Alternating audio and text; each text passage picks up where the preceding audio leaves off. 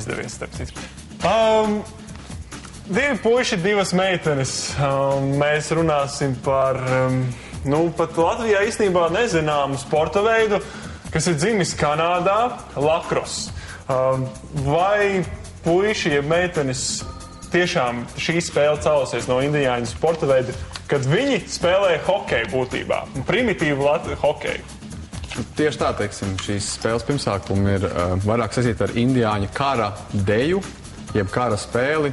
Pirms došanās cīņā viņi sāk šādas cilšu uzkurināšanas un izaicināšanas spēli, kas, protams, pēc tam, kad ieradās eiropieši, kur pārņēma šo te spēles noteikumus, pilnveido viņi, bet ir vairāk elementu un ir pat atšķirīgs nūjas. Līdzīgs kā šī ir atšķirīgs nūjas tādas koka viena liekuma, kurām sāk indiāņi paši spēlēt, kurā ir ādas, tas, teiksim, tāds sietiņš un koka tāda liekuma līkna. Protams, tie noteikumi atšķīrās, un viņai nebija tāds kontakts un nebija tāds bruņas, bet, tas princips ir līdzīgs. Lieliski, ka jūs zināt spēles rašanās vēsturi. Kādi tad ir šie spēles noteikumi? Spēles noteikumi vīriešiem atšķirās no sievietēm. Runājot par vīriešiem, tad spēles noteikumi ir tādi, ka katrā komandā uz laukuma ir 10 spēlētāji, no kuriem viens ir vārtsargs, 3 aizsargi, 3 pussargi un 3 uzbrucēji. Spēle norisinās ar mērķi tiek izspēlēta centrā ar šādu te bumbiņu, kura pēc tam spēlētājs ar nūjas palīdzību piespēlē viens otram pa gaisu. Bumbiņu, protams, nokritot zemē, bumbiņu drīkst pasāt ar nūju, nedrīkst ar roku celt, bet drīkst jebkuru ķermeņa daļu. Un mērķis ir raidīt bumbiņu vārtos. Protams, ir pilns kontakts sportveids, līdzīgs kā amerikāņu futbolā, drīkst, teiksim, ar ķermeni, ar nūju, teiksim, grūst, drīkst sist pa nūju, jo visur, kur pieķerās spēlētājs, pretinieks, visur, kur pieķerāšies viņi, teiksim, rokas tieši pie nūjas, tas skaitās nūja, un par to drīkst, teiksim, sist un kontaktspēle. Tas tā kā hokejā. Es pat zinu tādus gadījumus, ka tieši arī junioru līgās bieži vien kā treniņu nometnes līdzekļi pielieto vai no amerikāņu futbola, vai tieši arī lakros, jo lakros vistiešākajā nozīmē līdzīgs tieši hokejam. Viņiem tev arī ir bruņas. Saki tad uzreiz... Tieši tā, bruņas pamatā, teiksim, lakros spēlētājiem. Sākumā mēs Latvijā visi izmantojām bruņas, kas tiešām aizņēmāmies no hokejistiem. Spēlējām ar hokeju bruņām. Protams, šobrīd sportveidam attīstoties, mums radās iespēja no Amerikas iegūt bruņas. Bruņas pamatelementi ir cimdi, kas ir līdzīgi kā hokejā, tikai atšķirība tā, ka visi pirksti lokās. Respektīvi, hokejā tomēr īkšķi nelokās. Šeit visi pirksti lokās un ir aizsargs šeit vairāk, kas aizsargā augšējo kaulu un dēlu. Un tad, protams, ir līdzīgi elkoņi, kā hokejā, tikai arī elastīgāki.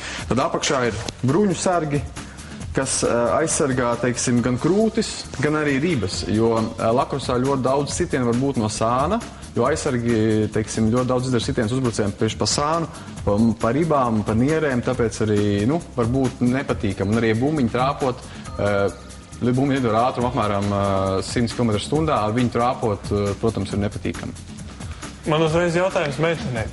Var visu, var sist par ribām, var likt padenes, var neiedomājamās lietas. Būtībā bumbiņa lido 100 km/h lielu ātrumu. Turklāt viņa ir tikpat smaga kā hokeja ripa, bet tas nenotiek uz ledus, tas notiek ārā futbola laukumā, jeb kā notiek? Jā, noteikti var teikt, tikpat liels kā futbola laukums ir, kur meitenes spēlē. Meitenes ir 12, nav tā kā zēna 10. Mēs esam 5 uzbrucējus, 6 aizsargi. 6 uzbrucēju, 5 aizsargi un 1 vārtsargs. Un. Mums nav bruņas, mums ir tikai brilles. Viņas ir vai plasmasa, caurspīdīgas, vai tādas kā režģis mazliet priekšā. Vēl ir zobsargi. Tas arī ir viss. Meitenēm nav atļauts kontakts. Viņas var tikai par nūju galiem sist par šito plasmasu. Par šo te vietu vairs nevar sist. Un, respektīvi, trāp bumbiņu, tad uzreiz ir zils, nav bruņas, diemžēl. Kā ir ar šī sporta veida popularitāti Latvijā? Zinām, ka Amerikā viņš ir sasniedz tādus apmērus, kad jau šī sporta veida pārstāvji iet hokeja laukuma ietvaros iekšā, uzklāja tepiķīti un mierīgi spēlē daudz šaurākā laukumā un ar daudz vēl lielāku kontaktu. Un skatītāji nāk skatīties tūkstošiem. Kā ir Latvijā? Latvijā šobrīd ir tā, ka šis sporta veids attīstās ļoti strauji. Ja mēs ņemam, tad pirms gadiem 4 bija tikai 1 komanda. Šobrīd jau ir 4 komandas. Domājams, ka nākošais gads būs jau 6 komandas. Latvijā ir izveidota arī federācija šim sporta veidam. Tad arī ir Latvijas čempionāts. Ir Latvijas čempionāts, kurš jau nākošajā gadā notiks jau 3. reizi. Protams, ka līdz šim šajā Latvijas čempionātā piedalījās tikai 3 komandas, un tas vienmēr deva pirmās 3 godalgotās vietas, bet nākošais gads jau būs šī konkurence sīvāk.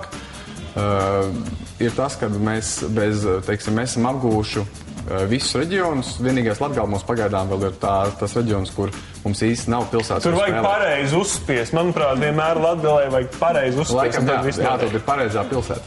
Kur Latvijā šobrīd notiek visaktīvāk? Visaktīvāk spēlēšana notiek Kurzemē, tas būtu Saldū, Zemgalē tas būtu Jelgavā, Rīgā kā atsevišķā reģionā, un arī nesen ir sācis darboties klubs Valmierā, Vidzemē. Jā.